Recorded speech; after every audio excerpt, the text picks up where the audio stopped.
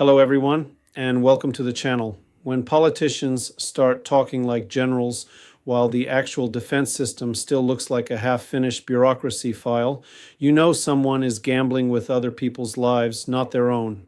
In Poland right now, the official rhetoric sounds almost existential. This is our war. There is no price too high to break Russia. Constant talk of 1939, of invasions, of civilization at stake. At the same time, the same state has shelters for roughly 4% of its population, has not built a single new one since 2010, and recently watched foreign drones cross its airspace and crash into fields and mud almost unopposed.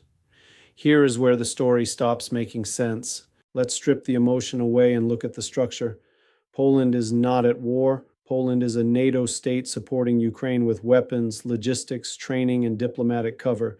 It positions itself as the front line of the West, the voice of no compromise, the loudspeaker of maximum escalation against Moscow. But structurally, it behaves as if large-scale war is impossible. No serious civil defense, airspace protection with obvious gaps, and a political class that treats Twitter like a war room. On the surface, the script is heroic. Senior figures speak about our war, warn of Russian plans to march further west, and describe defeat in Ukraine as a catastrophe for generations. At the same time, some of the same elites publicly fantasize about shooting down Belarusian helicopters, intercepting Russian missiles over Ukraine under NATO cover, or even arresting the Russian president if his plane flies through Polish airspace. It sounds tough. It also assumes one thing, that none of this will ever actually be tested. Now, layer one, reality, physics, and money. Despite sanctions, Ukrainian heroism, and Western weapons, Russia has kept the initiative on the battlefield more often than not. Time, demographics, and industrial capacity are helping Moscow more than Kyiv. Even Western outlets now openly warn that Ukraine's finances are stretched into 2026, and without more EU money, its economy risks collapse. That means prolonged war in its current form does not just hurt Russia, it slowly grinds Ukraine and indirectly weakens Poland's position too. At the same time, Poland's own hard infrastructure tells a different story from the speeches. Shelters for 4% of the population. 0 new shelters built in more than a decade. No clear technical regulations for building them, so local authorities simply do nothing. Air defense that allows unidentified drones to enter NATO airspace, travel dozens or hundreds of kilometers, then neutralize themselves by crashing into fields. This is the part no politician wants to explain on TV. If you're watching from Poland, I'm very interested whether this matches what you see. Constant talk of war on the screens, and at the same time, no clear instructions where you would actually go if something serious started. Layer 2, the players and their incentives. In Warsaw, both the previous PS government and the current Liberal coalition discovered that war rhetoric is a powerful domestic tool. For PS, it was a way to look like the iron shield of the nation. For Tusk's camp, it is a way to prove loyalty to Brussels and Washington, differentiate from soft partners like Orban, and rally a fragmented electorate under the banner of security. Individual politicians adapt accordingly. Foreign ministers and deputies write about Putin on social media, suggest blowing up pipelines that supply allied countries, or publicly speculate about intercepting Russian missiles above Ukraine under NATO umbrellas. This is not strategy, this is branding. The structure is simple. The personal cost of reckless words is close to 0. The domestic media impact is high, and everyone quietly assumes Moscow will treat it as theater, not casus belli. On the Russian side, the incentives are just as structural. The Kremlin benefits from Western hysterics. Every irresponsible statement from Warsaw or Paris is used to prove that NATO seeks escalation, justify its own narrative of encirclement, and keep Russian society mobilized.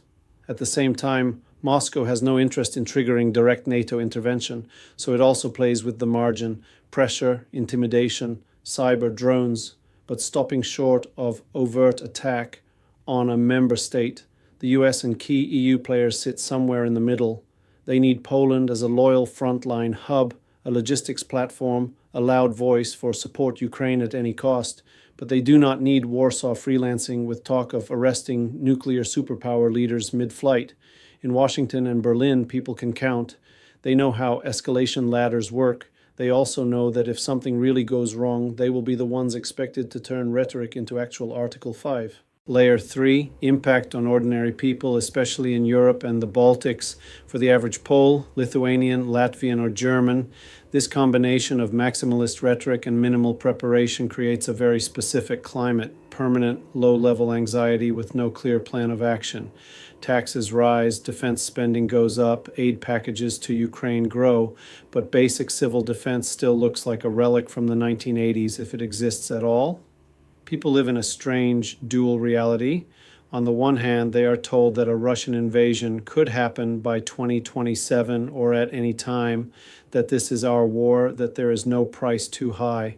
On the other hand, the same states cannot protect their own skies from drones, have not mapped shelter capacity, and still argue about technical regulations. If you remember only one thing from this video, let it be this. When rhetoric and infrastructure diverge, always believe the infrastructure. From Lithuania, watching Poland, Germany, France, and the UK, the pattern looks depressingly familiar. Elites with falling approval ratings discover the usefulness of war language.